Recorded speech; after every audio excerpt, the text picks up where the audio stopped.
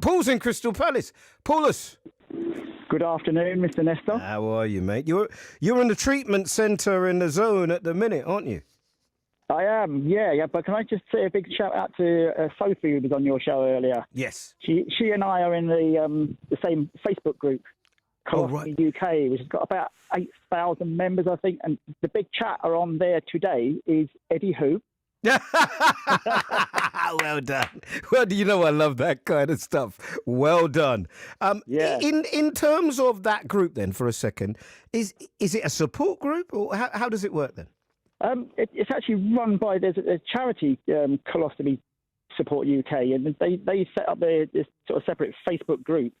And most of the people on there are patients, they're cancer sufferers, Crohn's, all have had like colostomy, ileostomy, urostomy.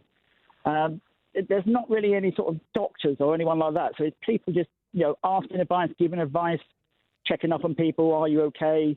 And all sorts of things like that. And the charity, although they have a couple of people that administer the site, they basically leave it alone as long as nobody swears on there and does naughty things on there. They let people chat, and we've all got similar conditions, and it's like a big family. Where are you mentally? Because, I mean, I don't think I'm betraying any confidences to say that you and I have spoken and we message quite regularly. Where are you mentally? Because you do this thing, which I find annoying, which, everything's all right. Yeah. I'm just going to say him, and it might have spread to my liver, but I'm fine, Eddie, I'm fine. Yeah, mentally at the moment, I am fine.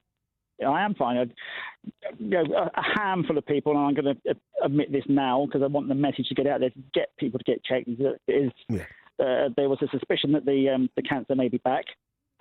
They've now ruled it out in the bowel, but the scans for that have revealed something possibly in the liver. So I'm undergoing tests for that at the moment. Or whatever they've seen there is minuscule, so they think whatever it is, they've caught it on time, if indeed it is anything. But, apart from that, I've had a few other issues through lockdown.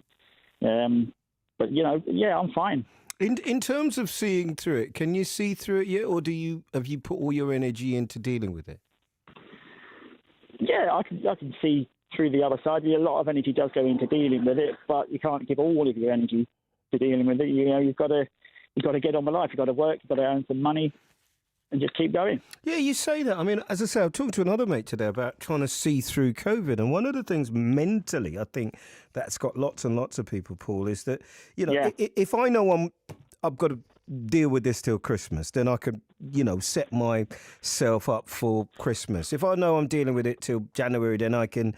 But it's kind of like, we're talking about Glasgow now having more restrictions. Certainly the mood music looks like, everybody's trying to get back from Portugal at the moment, literally as we speak. There's a worry about children going back to school. The flu season is going to be upon us in a minute. So you do get the feeling that we're not through this yet. It's going to get worse temporarily, perhaps, before it gets better. Yeah, I think it is. I know from speaking to other people that have had symptoms and things like that, a lot of people are scared to go to the hospitals, go to their doctors at the moment because they think they're going to get COVID by going to the hospital. Yeah, that's what Deborah was talking about. Which is not the case. I mean, I've had to go to several hospital appointments over the last few weeks, and it's like Fort Knox in there. Everyone wears a mask. It is, but I don't know how those people wear it. Last week. I went to Bart, so I get to the door. I get to the door. We want to change your mask, right? Then you go 10 steps. You got to know. Then you got to go to one lift, and then you go to another. Then you got to go to, and then you got. And I'm like, whoa, hold on a minute. I've been into prisons easier than this. Yeah, I know. Because I go to King's College Hospital, and there's a mixture of different buildings. They've created this one-way system, so you've got to go in through one building, and then it's sort of follow the green line this way or follow the red line that way. But it's a safe environment. I haven't felt at risk at all. Yeah. Well, you got to stay positive, mate, and please keep us informed. Can I just say one other thing though? Dr. Renee, who does Joe Good's show every so often, and he used to do, and sometimes on a Sunday morning, she, at the start of lockdown, questioned whether the cancer detection and cancer services were going to carry on as normal. And she predicted that there could be big problems which are now they're estimating an extra between 7,000 to 30,000 additional deaths from cancer because of delays through the COVID lockdown. And I think that's something that needs to be addressed. I think that my challenge at the minute, Paul, is that I come on in and you can hear me with Professor Tony Travers from the London School of Economics, a guy I've interviewed for 15 years. And certainly, I know I can push hard against him and he'll push back. And he's making it sound quite optimistic in terms of London always bouncing back, the Blitz spirit. We always find a way. Pantos will be back. In regards to cancer, yeah, because everything that we've said today determines that the earlier you catch a cancer is the better chance that people have from surviving it.